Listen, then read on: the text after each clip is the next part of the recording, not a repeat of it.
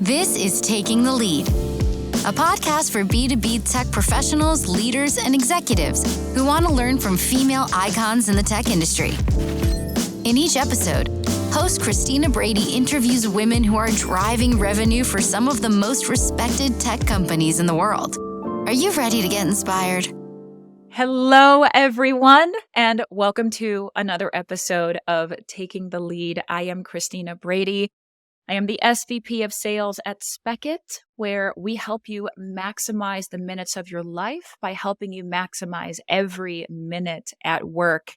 And speaking of maximizing minutes, this is going to be a good session because I have Miss Keli Frazier-Cox on the line. Keli, how are you doing?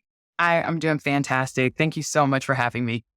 I'm very excited for this conversation because we are digging into something that is so close to my heart, which is really, where does true leadership come from? What makes it look good? And how do you actually connect with your people? Like, how do you actually do it? So before we get there, tell us a little bit about your incredible journey and what got you where you currently are today. I'd be happy to. And thank you again for just sharing this platform with me, because I know you have such a fantastic audience. And though coming from a commercial background, it's really easy to focus on process all the time.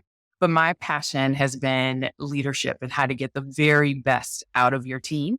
And having this forum to talk about not just how to hit the numbers, but how to do that through your people it's a wonderful opportunity. So again, my name is Keli Frazier-Cox. I am the founder of Promote Leaders, which is a leadership consulting and coaching firm. I'm doing bespoke speaking engagements, one-to-one coaching, group coaching and training.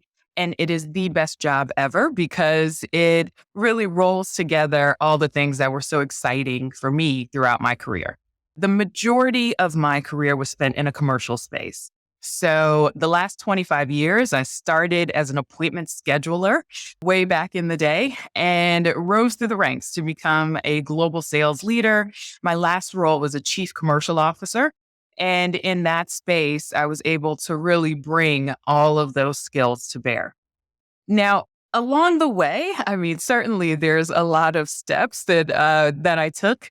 But the one thing I wanted to highlight for you, Christina, and how I think my journey is different is that I'm a serious introvert. And to be a sales leader as an introverted person was a challenge for me, especially back in the day where there was a very specific profile that people felt made someone successful. And my challenge was to try and break through some of those misconceptions and take the things that were my strengths and use those to build a successful sales career. So after taking multiple assessments where people told me, I don't think sales is for you. You should be a teacher. I actually used that. Yes. I actually used that to my advantage. Yeah, exactly. Thank you for your feedback. I appreciate that. Thank you. And no follow-up questions. No, why sales or, why is this interesting? No. But once in the space, though, I realized that being observant, being a teacher, making sure other voices are heard, and helping my team shine, those were all ways that I was able to stand out. And so the listening and the questioning, that was amazing in the sales process. Right. So a lot of that skill set, I think, was overlooked for a long time, but it makes me happy to see folks on LinkedIn now starting to talk about being an introverted leader or an introverted salesperson and how that can be an advantage. So through that, I really got to know my team very well. And one of the things that I think being an introvert helped was I didn't need to be in the front, right? I didn't have to take credit for other people's ideas. I was able to set the stage for others to have their unique talents showcased.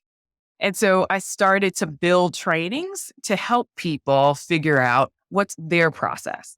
Now, of course, I have an idea of how to do it, and I've seen that kind of formula of success, but I know that there's more than one way because I had to prove there was more than one way to achieve your target. So through that, I started building these trainings, and it led me to this really interesting role, which was to be a global head of learning and development. And I had to build this bad boy from scratch. No resources, no background, but it was so desperately needed that it was like a groundswell of support happened once I was willing to take the lead and say, this is something our organization needs. And it helped me build talent. It helped me retain talent. It helped me to expand my brand across multiple offices. I mean, at the height of my career, I had teams of 15 countries on 6 continents. There was just an amazing amount of influence to be able to talk to different cultures, travel the world, and show that a lot of these same characteristics that make up a successful person are universal. So, now being a coach, it all has like come together of being able to bring out and highlight what makes people unique and special and help them build that confidence in their brand for their own career, but also in leading their teams. Oh, and I love a good framework. I mean, I was over here taking notes about so many things. And one of the things you said there that I think is so powerful is the best leaders in the world are going to see the people on their team, the people around them, and they're going to pull out their superpower, right? I'm going to look at what makes you special and unique, and I'm going to accentuate that to help you be successful. It's not this potentially accidentally egotistical approach of, I'm going to teach you to be exactly like me. I'm going to teach you to do it how I do it because I'm good at it. But so you should do it the way that I do it. Yeah. And you know what else too? Talking about being an introvert in sales, I'm like you, I'm very, very, very introverted. Like I have a hard time in crowds of people that I don't know. I have a hard time starting up conversations. And you know where this shows up for me when I'm a buyer is when I have sellers who are inboxing me or cold calling me and they're asking to get on a call with me and take up time. Most of the time I don't do that is because the thought of getting in a phone conversation in that capacity with somebody that I don't know hits me right in my introvert core and doesn't feel safe. And we don't talk about that a lot either. It's just like, how do we make it feel safe based on who you are and how you interact with people? Yes.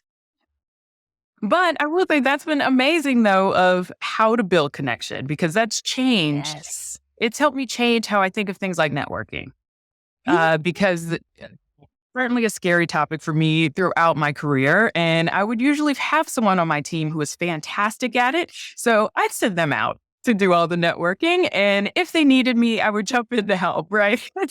But now I'm seeing it differently, and that I'm seeing that everyone hits an obstacle in their careers.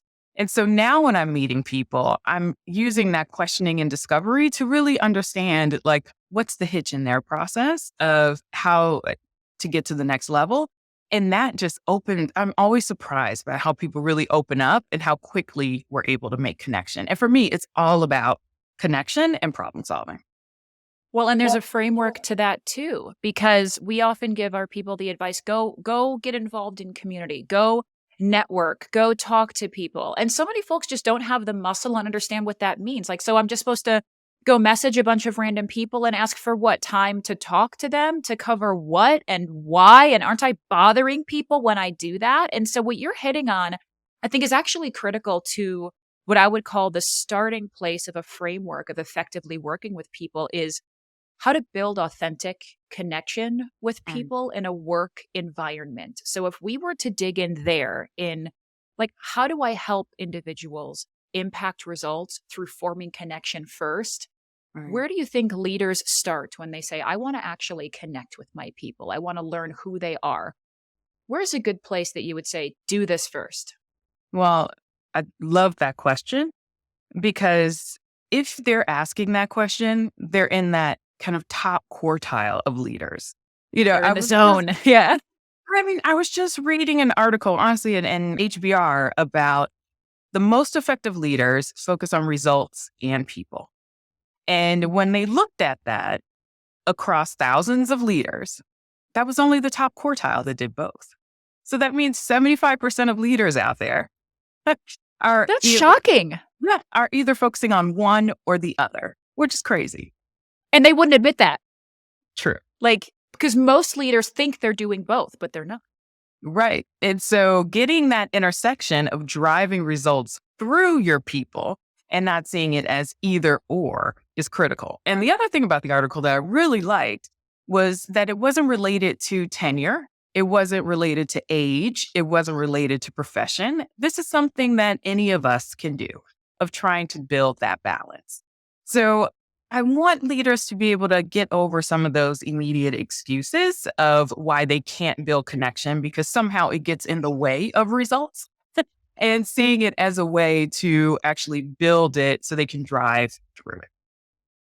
Why do leaders make those excuses? Because I hear that too. But where do you think that actually comes from? Why is it so common that leaders will make excuses around how hard it is to build connection or why that doesn't really work? Do you feel like there's a core motivator or issue there as to why that becomes so common? Oh gosh, it's the drive. It's the drive to results. I mean, I do think most leaders outside of sales underestimate the amount of pressure that commercial leaders feel on a daily basis of outbound proposals, conversion rate, constant updates. The president wants an update. The board wants an update. So you wake up in the morning to a slew of emails, right? Of where are we? When is this closing? Can you close it now? Can you close it in 2 days? And you lose track, right? So that becomes a singular focus. But or I hear things like hybrid as a reason. Well, we're not meeting in person. It was easier for me to build connection in person. And I call bullshit on that because I've led teams in 15 countries. I could never be in 15 countries at once, yet every single one of those teams performed. So you can build connection over Zoom. You can build connection virtually. And yes, you occasionally need in-person interaction, but that's not the only solution. And so that's why I want leaders to almost think of their teams with as much rigor as they do their clients. Because when sales leaders are dialed into their new market segment, their prospect list, their top 10 accounts, they know every detail of that person, the decision makers, the motivations. When is our decision maker trying to get promoted? Because we want to make sure we get their report so they can use that for the next stage. So we know so much about our clients, but when it comes to the team, we expect them to be robots. And, there's a general disconnect. So I love watching leaders have that light bulb of saying, oh, wait a minute. That same discovery I do with my clients, I can do with my team. Yeah, let's do it. It makes such a difference. So that's the first, I think, aha moment of starting to build that connection. And I think too, it's difficult because we expect sales leaders to have 25 hours in the day and to do all of the things. And the reality is what you're talking about is that taking the time to connect with people needs to happen and should happen because you really can't achieve much if you don't have that. You can't solely rely on the metrics to get you the way through. You can't rely on one thing to make it happen. But if I'm looking at, the average calendar of a sales leader, especially now where they're all oversubscribed, right? We have a lot of sales leaders who are leading 8, 9, 10 people. So that means in the course of a week, I have to have 10 one-on-ones. I have to have at least one internal team meeting. I have to have a forecasting team meeting. Then I have to have all of my internal leadership meetings. And then at some point, I'm going to have to eat and go to the bathroom. And then also on top of that, I have to find time to be on calls with you and listen to calls with you. And then I have to find time to give you the coaching. But I don't want to take up our entire one-on-one just to give you coaching on that one call because then we don't have time for the connection. So you wind up with sales leaders who I think build these really uneven relationships with their teams where they're having to say, okay, well, in one-on-one today, we're going to have to cover this thing over here because this is mission critical and neither of us have any other time. And so when you're talking to a frontline leader that is so desperate to feel like they want to build meaningful relationships with their team, but they just feel like they don't have the time or the bandwidth to do it, how do they solve for that? Which is also, it's a really difficult question. I'm just going to lob that at you. It is a difficult one. I have been in those roles where it's 12 back-to-back Zoom meetings in a day. I report to the president in London, so I have to be up at 6 a.m. for their emails, and I've got to talk to Singapore, so I'm staying online until 9 o'clock at night. Those things, they definitely exist, and I have a lot of heart for it because I've been there. And part of making this transition into coaching is because I wanted to help build a framework where leaders can be more intentional. Part of where leaders get lost is they think they have to hit this entire checklist every single day. And that is what's impossible. So, the framework for Promote Leaders, my organization, is intentionally balanced leadership. So it's about making intentional steps and making those interactions count, knowing that you don't have unlimited time. So, when we're focusing on the team in particular, especially for commercial leaders, the analogy that seems to be working for them is like an account plan or a team playbook, where there are certain pieces where you think about your team almost as like you would a client. So there are certain milestones, I think, or moments that are really important. And that first one is the company background, right? Like you would never go to a client meeting if you hadn't done all the research on the company, understood the leadership team, where they're going in the next 5 years. And yet I'm surprised how few sales leaders know that about their staff. So the moment is interviews. The moment is onboarding. So of course you can do this anytime, but those are critical moments that are already happening. So be intentional and thoughtful about how you want that to take place. And the example I'll give you is I took over an underperforming sales team and I thought I got to reshape it because the process is broken. The people are all over the place. I need to rehiring and basically start from scratch. So in interviews, I would have a real conversation around here's where we are. Here's what I want to achieve. And here's why I think it's possible, right? So laying all my cards on the table. But then the question is throwing it back to them. How would you impact that vision? What would you bring? And how would you tackle this challenge? And I was always so pleased because they were really creative. They would come up with, well, I have a background in this and I can bring this process, or I'm really good at collaboration and this is what I can do across the business. So I ended up building a really diverse team of different perspectives, and they were all jointly invested in getting us to the target, which got me the discretionary effort to get us where we needed to be. And that team has a special place in my heart because not only was it built from scratch, but we doubled sales that year because we just had a very different mindset coming into it. And they knew why they were hired and they knew what unique value they were meant to bring to the group. So they never felt like a cog. They never felt like only do the formula, and they were really allowed to shine individually. Yes. Well, and what's big about that is you're also helping any kind of an attrition problem, because most people are not looking for the perfect organization with the perfect processes and everything where it needs to be and no friction whatsoever. People just don't want to be surprised, right? If you give me the real landscape of what's going on at your organization, where are the gaps? Where are the pitfalls? Where have we made mistakes? What are we doing right now to fix it? How many people are on board with that vision? And then where are your potential landmines, right? You tell me all of that. Not only do I feel like now, in lieu of what's going on, I am making a very deliberate decision to join the organization because I know exactly where you are. But then I can also start day one with a plan of attack. Right now, I've been thinking, I've been waiting for my first day of, my interviewer asked me how I can jump in and participate. Well, how am I going to jump in and participate? And what can I offer in day one? And you mentioned onboarding too. So there's the interview of, give you the lay of the land, but then there's onboarding. Go a little bit more into how you sort of extend that into onboarding. Well, onboarding, of course, everyone has to learn the product. Every organization has a culture and a process. All of that needs to happen. But what doesn't happen is learning about how your team member takes in information. Do they like to brainstorm in the moment? Do they need time to prepare? How do they respond to stress? A question I ask is, how do I know if you're getting stressed? What are your tells? And everyone knows. They go like, I can't sleep, or, my emails have tons of typos. There's a tell that they usually are aware of.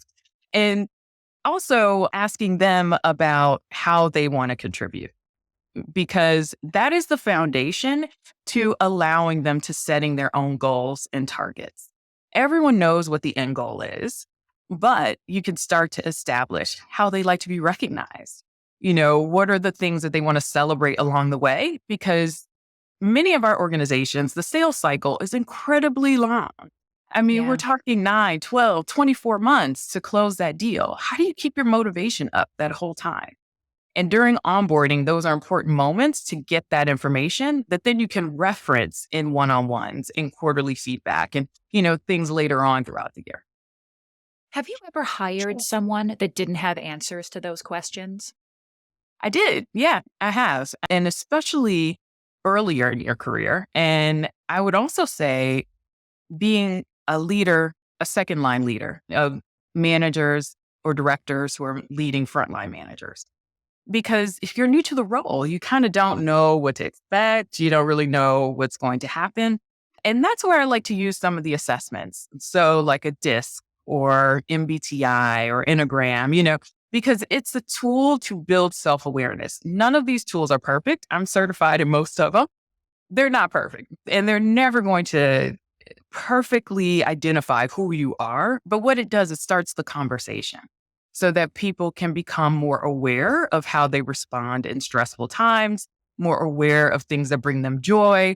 And then they're able to bring that to the job and into those conversations. So with a lot of my clients, I'm actually facilitating their own assessment, but also group assessments to understand their team dynamics.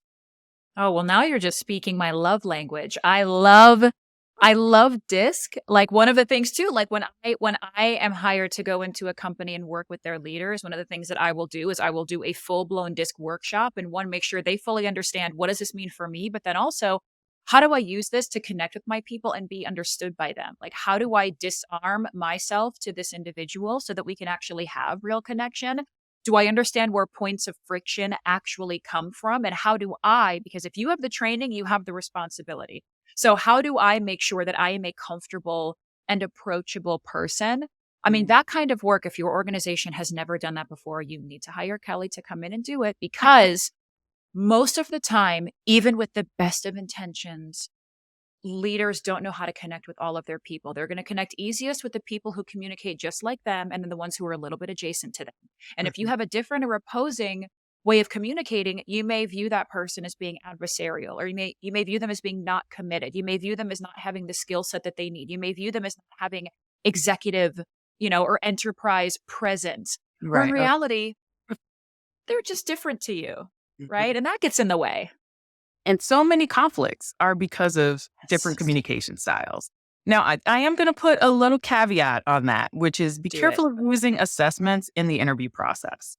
Because so many organizations come with a very specific person in mind that can only do the job, and they forget that there's lots of different ways to achieve the goal. So to me, the assessments are great for onboarding. So after you love them and you want to hire them, how can you ease their onboarding so that it's easiest for them to learn and it's easiest for them to integrate into the broader organization? That is a very important caveat that I want to hit on again is if I am a candidate and you're putting me through some sort of what feels like personality, communication, or behavioral assessment before I join the organization, I'm entering into that assessment with a level of pessimism and potential anxiety of, are you trying to fit me into some box? What is this going to be used for? Why is this happening before I'm being hired? And the hiring team will often say, oh, we do this for everybody. It's not going to bear any weight. Being on the other end of working for a company in the past that does these assessments, it does bear weight. And we do talk about it. And it does impact your ability to be hired. So let's just not. Well, for my chief commercial officer role, I did an assessment beforehand, and I thought they handled it really well because I went into it, thinking if I get this job, great. If I don't, great. I'm going to be honest because I'm in a place in my career where, we need to have a genuine partnership and it needs to be a win-win. Whereas earlier in my career, I would have tried to beat the assessment. And I mean, that just doesn't work. Right. Right. Whereas here, what I like is that they did it, but then I had a conversation with the president after of here's what came up in the assessment. I want to understand you more. I want to understand how these qualities impact your day to day. So, for example, I am very deliberate in my approach, which is part of just who I am. I like to be prepared. I like to be thorough. And their profile for a CCO was more of a risk taker, shoot from the hip, go out. And so that was a flag for them. But as we talked, they needed to change culture. They needed a better sales process. They needed consistency across their group. So I was like, well, if you need those things, I would think you need someone more deliberate. And so through that conversation, we realized, oh, this is a match, and so I thought they handled that really well. Well, and you had a level of professionalism where you were able to paradigm shift them through that, which is a skill in and of its own, because being an interviewee, sometimes you're a little bit nervous to do that, or you don't know how to do that, or you don't feel like it's your place, especially if you're an individual contributor. So I do think we could probably do an entire other episode on like, how do you paradigm shift people when you feel like you are at the point of powerless? Like, how do you actually reframe someone where you feel like your success is reliant on them liking you and wanting you? And how do you go, I want you to like me. You're wrong, but like really want you to like me. like that's a whole skill in of itself. This is all our commercial training in action. It's just, what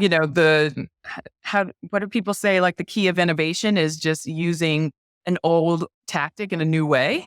And this is all that commercial training of objection handling, of understanding the problems that your company you're interviewing with is facing. So then you can frame your skill set in that space. So no, completely agree. Yeah, there's lots to talk about there. Understanding the style, the communication style of the person you're interviewing with. So there are lots of components there, but that also works with your direct manager. And even if you're a director or VP, it works when you're talking to the president, and it works when you're talking to the board. So these are all, I think, skills of understanding and getting to know the people you're around so that you're the best collaborator and leader possible. Yes. And so it doesn't sound like, have you considered that maybe you're wrong about that, right? Now, a lot of the skills that you're talking about too, I feel like show up, or they should show up in one-on-one time between an IC and their leader, or a frontline leader and their second line leader. And I feel like one-on-ones are time that is so often misused, especially in the space that we are in, where it's critical time with your people that I think is so strategic and so important. And yet one-on-ones are the first meetings to be moved or canceled when something else comes up. Yeah. One-on-ones wind up being like, all this shit's running downhill and I'm just going to quick, bullet it at you in our one-on-one, and then we're going to leave. And I just feel like there's such a misuse of really critical time.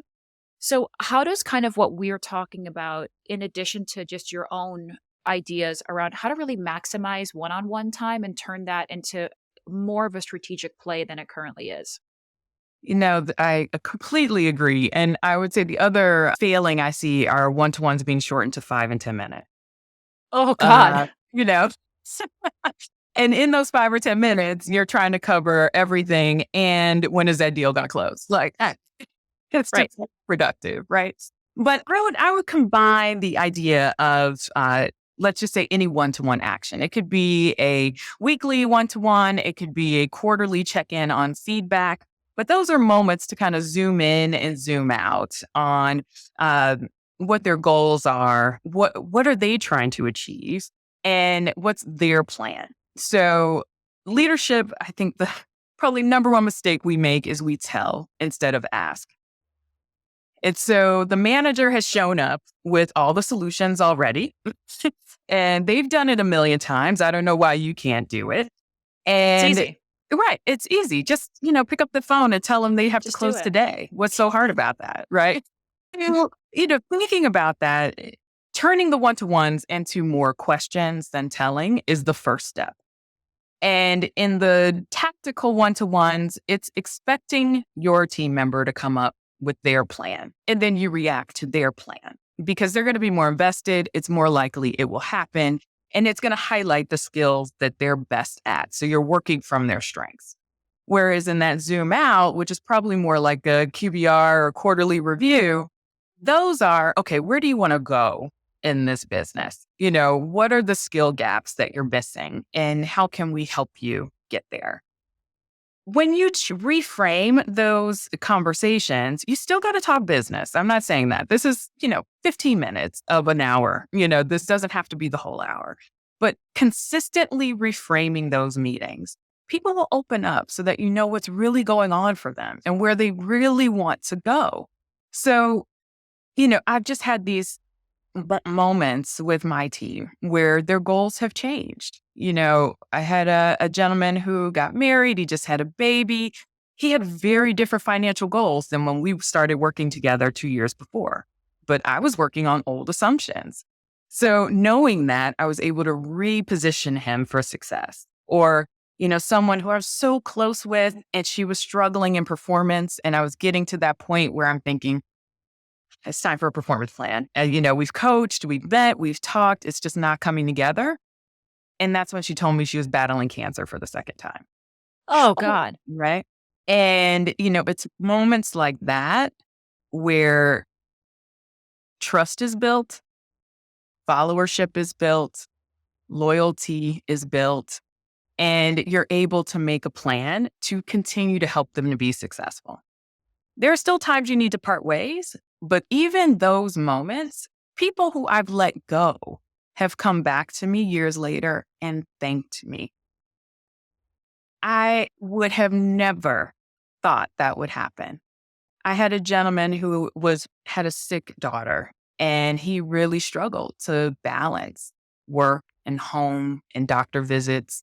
And he was underperforming. We worked it out. We parted ways amicably. 3 years later, he invites me to lunch and he says, I use this model with my team. I respect you for giving me an opportunity to leave with respect, with my head high, and to still have the ability to care for my child. And so it's these kinds of moments that it's not just about this quarter's target.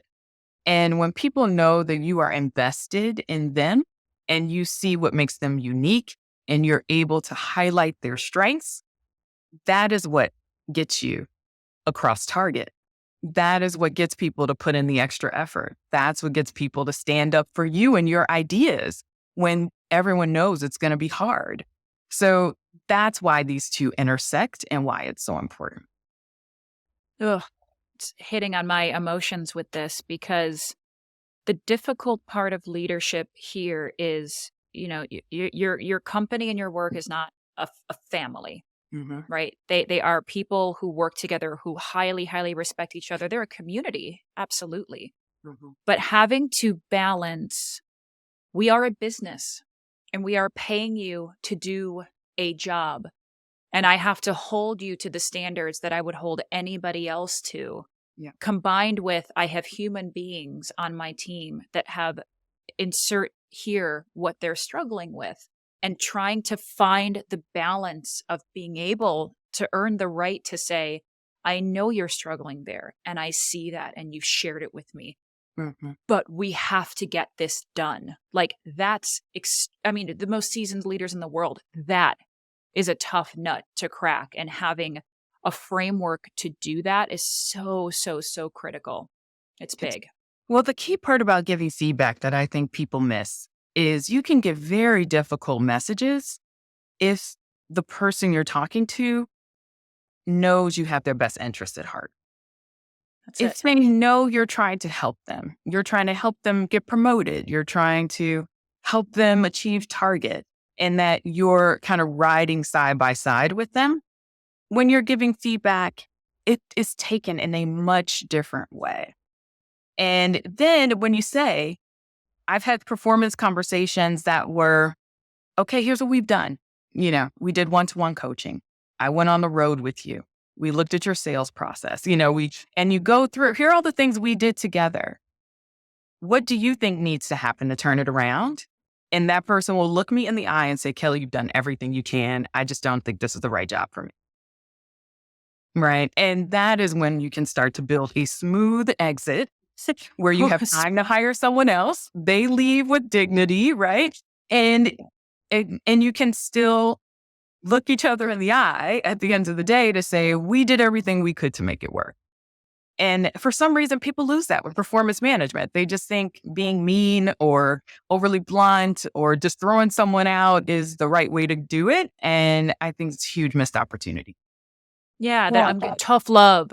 No, we don't need that. We don't need tough love right now. We need process caring. And the one thing that you said that I think is the one that will stay with us is allowing people to have dignity through hardship, allowing people to have dignity through underperformance, have dignity through difficult feedback conversations. I think you've nailed one of the qualitative aspects of true leadership is preserving that dignity. I know that's going to stay with me, like so many of the things that we've talked about today. And we could go on and on because now I want to, but it's time to have you rapidly reveal some things to the people. All right. Are you on board to rapidly reveal? I'm ready. I'm ready. Deep breath. I'm ready. Okay. Okay. Well, given that you've just spent the last 35 or so minutes giving us incredible advice, what was the last great advice that you were given? This one is interesting because a mentor I recently had dinner with, he told me, you have an amazing ability of throwing out your own obstacles. And that shocked me because that wasn't a compliment. That was like, isn't that you get in your own way? Is that what? Yeah, you get in your own way. But his advice was trust yourself. The world needs to hear your voice and you're holding yourself back. So, this is, and part of this experience and us talking today is me trying to take his advice. I was going to say, the world does need to hear your voice, and we're going to do what we can over here on Taking the Lead to make it happen. So, yes. Yes. All right, number 2. Okay. What's an irrational fear of yours? This is such a ridiculous question. I love it. I love it. Don't laugh, Christina. Might. It's wrinkles, but not wrinkles on your face, wrinkles on your clothes. Yeah. Because I thought face, and I was like, agreed. Yeah, agreed. Well, that's out there, but the most irrational, ridiculous fear I could think of is wrinkles in my clothes. And that's because growing up, my family was very specific about looking your absolute best every time you left the house. And I would get in trouble if I had a wrinkled shirt on because you had to present that you were together and that you belonged and that that was the first hurdle to show that you were smart enough, good enough to be in the room. And so my father passed away several years ago, but anytime I'm wearing a wrinkled shirt, I'm like, I gotta go. I can't leave yet. So athleisure, non-iron shirts, like love it. God said for me. You're all about that. So we're not going to see you in like a linen jacket, the kind where when you sit down and the back scrunches and then you stand up and it's all not you. No, not never. Be in that. I love how like our childhood, what we're exposed to as children just runs so deep far into adulthood. Like I can't have a single dish in the sink because the way that my mother would react to dishes in the sink at the end of the day still haunts me. Yeah. Like, why are there dishes in the sink? You girls are terrible. And it's like, as an adult, I'm like, if you put a single dish in that sink, I swear it's going to be the end of you. So that's what we do, All right. Number 3. Okay. What's one thing that you think you can teach yourself how to do? So a skill you don't have, but something you're like, you know what? I can self-teach that. I've taught myself a lot of things. I think that's been a hallmark of my journey because I wasn't invested in a lot of ways. So this is a core skill. My plan is this summer to teach myself bourbon. So my husband is very into bourbon and it has a very big collection. And I've dabbled in it as support and now starting to like it a little bit more. But I've decided I'm going to get my own skills, my own knowledge set around it so that I can talk with the guys at the bourbon tastings. Yeah. I love this for you. Okay, so a couple months from now, you're going to need to reach out to me and be like, this is the best bourbon. Here's why. And then I'll try it and we'll make ourselves a Manhattan or something from a distance. I love it. I can do that. Yeah. I can do that. Well, this has been a wonderful time, and I imagine that folks are going to want to get to know you, connect with you, hear more about your organization and how you are leaning in so heavily to impact their leadership. So how do folks find you and learn about your organization? Yeah, the best way to find me is on LinkedIn. And through that, I have a monthly newsletter. I'm doing LinkedIn events and certainly taking phone calls. If anyone's interested in just a quick 30-minute chat where I can learn more about your specific situation, always happy to do that, especially coming out of this particular podcast. I love it. Well, thank you for spending time. Thank you for being here. And that's all, folks. Thanks for joining us on this episode of Taking the Lead. If you're looking for more inspiring stories from women leaders in B2B tech, then visit us at motionagency.io/takingthelead.